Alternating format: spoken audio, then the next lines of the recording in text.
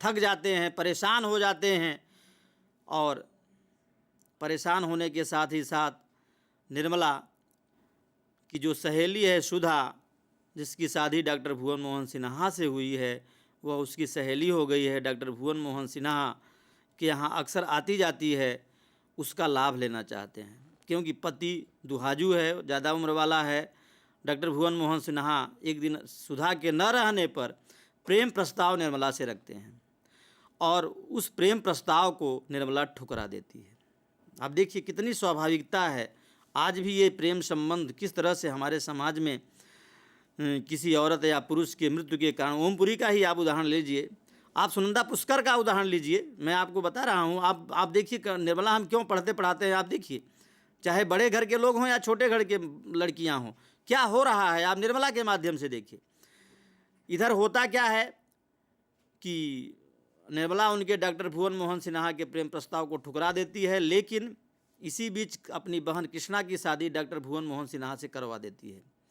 अब आप देखिए प्रेमचंद ये शॉर्टकट अपना रहे हैं या जो भी है, जैसा भी है, इसमें मतलब मैं कुछ कह नहीं सकता, क्योंकि ये प्रेम संबंध और ये सब समाज और परिवार की जो स्थितियां हैं बड़ी गड्ढम गड्ढम होती हैं, इसलिए मैं ज़्यादा इस बारे में कुछ आप पर अंगुल निर्देश नहीं कर रहा हूं। लेकिन कितनी स्वाभाविकता से कथा आगे बढ़ती है, संवेग पकड़ती है, रोचक बनती है, मौलिक बनती है।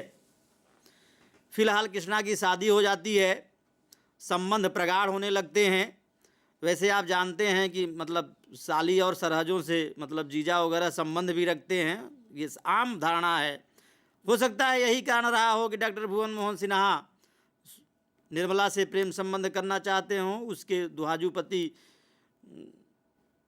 का लाभ लेना चाहते हो, जो भी हो, एक सहानुभूति व्यक्त करके। मैं इस पर ज़्यादा नहीं कह सकता, लेकिन फिलहाल उपन्यास जो कह रहा है उसके आधार पर मैं बताऊँ। उनके प्रेम प्रस्ताव को निर्मला ठुकरा देती है, लेकिन सुनंदा पुष्कर नहीं ठुकराती, आप ध्यान रखिए, शशि थरूर की पत्नी। लेकिन ओमपुरी की दूसरी पत्नी नहीं ठुकराती। आज की औरत और निर्मला की औरत में आप देखिए क्या अंतर आया है, क्योंकि आज औरतें भी शॉर्टकट अपना रही हैं। शॉर्टकट मतलब टूको रास्ता, गुजराती में जिसे टूको रास्ता कहते हैं, यानी उनको अपनी इज्जत और इसकी नहीं पड़ी है। लेकिन प्रेमचंद यहाँ निर्मला को बताते हैं, निर्मल माने स्वच्छ, यानी उसका चरित्र आप देखिए। और यह बात वह अपनी सखी सुधा को बताती है। सुधा आती है और डॉक्टर भुवन मोहन सिन्हा को बहुत डांटती है, और डांटने के साथ भुवन मोहन सिन्हा को पश्चाताप करने के बजाय उन्होंने सुसाइड कर लिया। यानी एक तरफ जियाराम ने सुसाइड किया और दूसरी तरफ डॉक्टर भुवन मोहन सिन्हा ने सुसाइड किया। क्यों किया,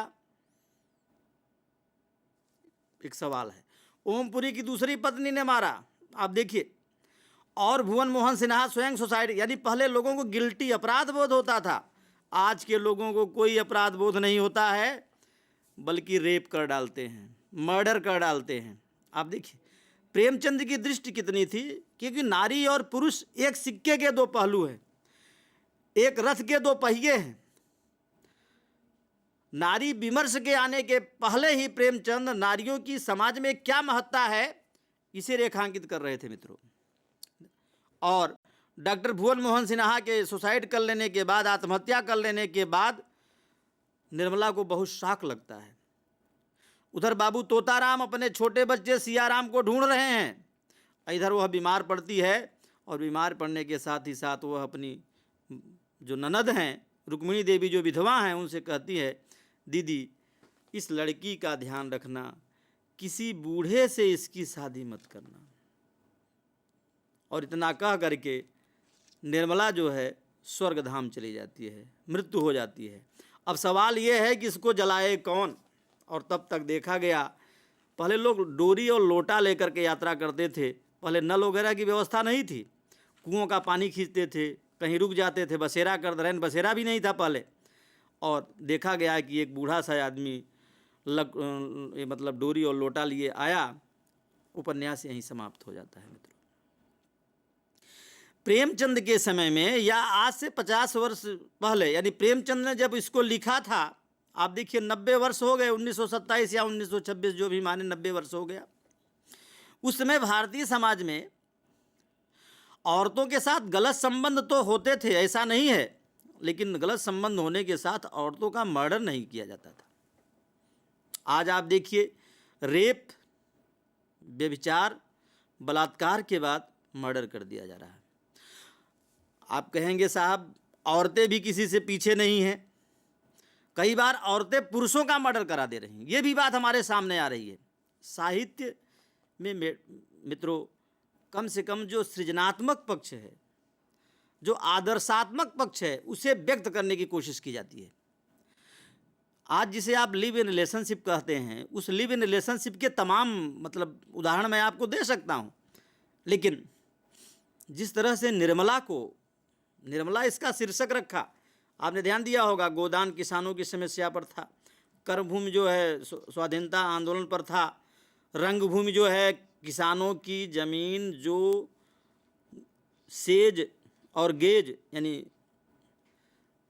special economical zone, gauge green economical zone में ली जाती, उसके विरोध में था। सूरदास पूरा वो करता है। प्रेमचंद ऐसा नहीं है कि केवल निर्मला के प्रति संपेदी दिखा रहे थे, प्रेमचंद औरत की क्रूरता को भी समझते हैं। आप कहेंगे कैसे? आप उनका उपन्यास है गबन, आप पढ़िए। गबन में रमानाथ एक सरकारी नौकरी करता है। अब नौकरी करने वालों की आप इसे जानते हैं, लेकिन उसकी पत्नी जो है जालपा आभूषण प्रेमी है।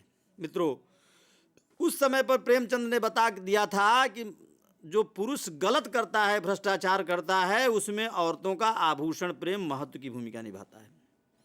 आज भी मैं देख रहा हूँ, यानी प्रेमचंद अगर निर्मला के प्रति सिंपैथी दिखाते हैं तो प्रेमचंद गबन में यह बता देना चाहते हैं कि औरतों के कारण ही भ्रष्टाचार होता है, क्योंकि औरतें आभूषण प्रेमी होती हैं। आप देखिए, तीसरी स्थिति आप देखिए, सेवा सदन की सुमन। अपने जीवन निर्वाह के लिए हम आदर्श स्थिति के साथ कंपैरिजन भी करवा रहे हैं, आपको तुलनात्मक अध्ययन भी करवा रहे हैं। सुमन वह जीविका चलाने के लिए, परिवार चलाने के लिए, बहन की शादी करने के लिए वेश्या का व्यवसाय अपना लेती है। लेकिन जैसे ही बारात द्वार पर आती है और बारात द्वार पर आने के बाद पता चलता है तो वेश्या की बहन है, बारात वापस, जिसे आप गुजराती में जान कहते, वापस जाने को तैयार है, और तब वो ललकारती है, ऐ पुरुषों अपनी अपनी गिरहबान में देखो, तुम्ही लोगों ने तो मुझे वेश्या बनाया। मित्रों, एक कवि हैं दिनेश कुशवाहा, उनकी एक कविता है, हर औरत का एक मर्द होता है। हर औरत का एक मर्द होता है। प्रेमचंद को अगर देखना है तो केवल निर्मला एक आदर्श चरित्र के रूप में हमने आपके सामने पेश किया है उन्होंने निर्मला में, लेकिन गबन की जालपा, रंगभूमि की सूरदास की पत्नी किस तरह से कदम मिला करके, और सेवा सदन की सुमन पुरुषों को ललकारती है। और वाकई सच है कि औरतों को वेश्या बनाने का काम पुरुष ही करता है। वेश्यालय में हम ही जाते हैं। यानी अगर प्रेमचंद को देखना है, पढ़ना है, समझना है, तो आप जार द्वारा निर्देशित धारावाहिक तहरीर देखिए। तहरीर मेरे ख्याल से आप लोगों ने देखा भी होगा। आप डीडी इंडिया पर, कभी दूरदर्शन पर, कभी आप देखेंगे डीडी भारती पर, कभी लोकसभा चैनल पर, कभी राज्यसभा चैनल पर, आपको बराबर मिलेगा। आप देखिए। अरे आप यूट्यूब पर जा कर के वो करिए, भले आप टेक्स्ट ना पढ़ना चाहें, लेकिन आप देख सकते हैं, धारावाहिक देख सकते हैं, उससे आपको पता चलेगा। लेकिन मित्रों, दिक्कत की स्थिति यह है कि आज साहित्य हाशिए पर है, किसी के पास समय नहीं है कि वह निर्मला को पढ़े। और निर्मला को पढ़ना एक अलग बात है। मित्रों, साहित्य में जिस तरह से अर्जुन की निगाह में मछली की आंख थी, उसी तरह से वाल्मीकि रामायण में क्रौंच और क्रौंचनी मैथुन कर रहे थे, सेक्स कर रहे थे। बहेलिये ने नर क्रौंच को मारा था, और ऐसी पोजीशन में वाल्मीकि ने शाप दिया था। प्रथम अनुष्टुप छंद निकला था, माँ प्रतिष्ठाम त्वम गमः शाश्वती समा, यानी ऐ बहेलिये, तुम जन्म जन्मांतर तक मोक्ष नहीं प्राप्त करोगे, क्योंकि काम मोहित क्रौंच और क्रौंचनी में से नर क्रौंच का वध किया है। मित्रों, वही दृष्टि थी वाल्मीकि की, वही पहला एपिक था जिसने हमें करुणा दिया था। प्रेमचंद उसी करुणा को निर्मला में ले आकर संपोषित करते हैं। इसीलिए शीर्षक भी निर्मला, क्योंकि निर्मला और कृष्णा दोनों के शादी और विवाह की समस्या अनमेल विवाह है और दहेज प्रथा। मित्रों, आज भी मैंने आपसे कहा, चाहे माधवराव सिंधिया की बेटी की शादी हो, चाहे कर्नाटका के जनार्दन रेड्डी की शादी हो, और चाहे लालू प्रसाद यादव या किसी भी मंत्री, मुख्यमंत्री या उसकी शादी हो, मित्रों, बेटे बेटियों की शादी में कितना उड़ाते हैं। दहेज के बजाय गिफ्ट, उपहार, भेंट लेते हैं। वहीं सरदार पटेल अपने लड़के की जब शादी किया था डाहया भाई की, आप देखिए बहुत कम रिसेप्शन, बहुत कम लोगों को बुलाया था, लोगों ने इतराज़ भी किया था। वहीं अम्बेडकर ने जब दूसरी शादी सविता सारस्वत से किया था, सविता अम्बेडकर से किया था 1948 में, उस समय जब रिसेप्शन रखा था तो मात्र 8-10 लोग थे। आज आप देखिए रिसेप्शन क्या पार्टी प्लाटों का क्या हाल है। मित्रों, मैं आपको फिर से कह रहा हूँ कि एक बार निर्मला को आप अवश्य पढ़ें। निर्मला के प्रति सहानुभूति न व्यक्त करें, लेकिन निर्मला के जीवन शैली को देखें। आज की महिला की जो जीवन शैली है, साधारण से साधारण महिला का जो सोच है वो सकारात्मक होता है। वह हर समय निर्मात्री, यानी हर समय जो है कुछ न कुछ करती है। ये बात अलग है कि फूलन देवी कोई बन जाती है, अगर किसी महिला के साथ अत्याचार होगा तो वह फूलन देवी बन जाएगी, उसमें हम नहीं जाना चाहते। आप सुनंदा पुष्कर को देखिए, सुनंदा पुष्कर का क्या दोष था? चौथी या पांचवी बीवी शशि थरूर की थी, लेकिन आज 12 जनवरी 2012 को उसकी हत्या हुई, 5 साल व्यतीत हो गए। मित्रों, किसी की गिरफ्तारी नहीं हुई। प्रेमचंद के समय का, यानी 31 जुलाई 1880 से लेकर 8 अक्टूबर 1936 तक, यानी प्रेमचंद गुलामी में पैदा हुए, गुलामी में मर गए। मित्रों, ईश्वरचंद्र विद्यासागर, राजा राम मोहन राय, ये सामाजिक सुधार करता लोग जो थे, दयानंद सरस्वती, इन लोगों का जो पूरा प्रदेय था, महागोविंद रनाडे, कि महिलाओं और दलितों और गरीबों को आगे लाया जाए। लेकिन महिलाओं और दलितों के नाम पर किस तरह से आज तागड़ धिन्ना हो रहा है, इसे भी आप देख लीजिए। और किस तरह से महिलाओं की इज्जत, किस तरह से महिलाओं पर कमेंट पास हो रहे हैं, ये हमसे और से छिपा नहीं है। मैं अभी विद्यानगर से गांधीनगर गाड़ी से आ रहा था, जहाँ जहाँ रेस्टोरेंट या जहाँ भी चाय पिए, वहाँ मैं देख रहा हूँ कि लड़कियों पर सतत कमेंट हो रहे हैं, अरे लड़कियाँ कपड़े कम पहन रही वगैरह वगैरह। यानी लड़कों पर कोई कमेंट नहीं, लड़कियों पर सतत कमेंट। इस मानसिकता को बदलना होगा। प्रेमचंद बड़ी आत्मीयता के साथ, बड़ी मौलिकता के साथ, बड़ी संवेगात्मकता के साथ और बड़ी मानवीय अंतर्सृष्टि के साथ वो ये बता देना चाहते थे कि परिवार, इसीलिए उपन्यास कैसा है? पारिवारिक उपन्यास है, परिवार और समाज की, ऐतिहासिक उपन्यास नहीं है। एक ऐसे मध्य वर्ग, निम्न मध्य वर्ग की महिला है जिसके पिता न रहने पर, पिता के मर जाने के बाद किस तरह से समाज के लोग, परिवार के लोग व्यवहार करते हैं, आपने देखा होगा। और प्रेमचंद ने कहा भी है कि किसी पुरुष को अगर नारी का हृदय मिल जाए तो पुरुष महान हो जाता है। आप ध्यान दीजिए, लेकिन किसी नारी को पुरुष का हृदय मिल जाए तो नारी उल्टा हो जाती है।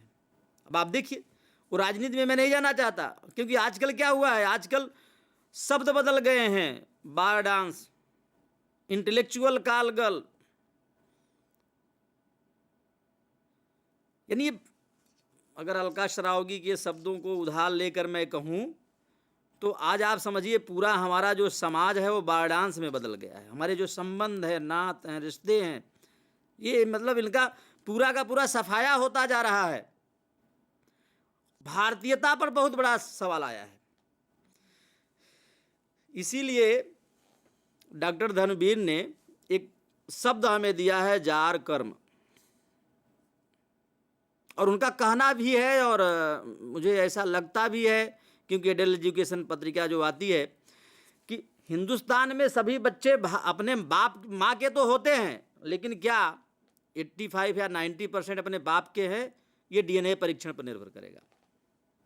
और ये बात कह करके उन्होंने प्रेमचंद सामंत का मुंशी उपन्यास लिखा, प्रेमचंद सामंत का मुंशी आलोचनात्मक किताब लिखी।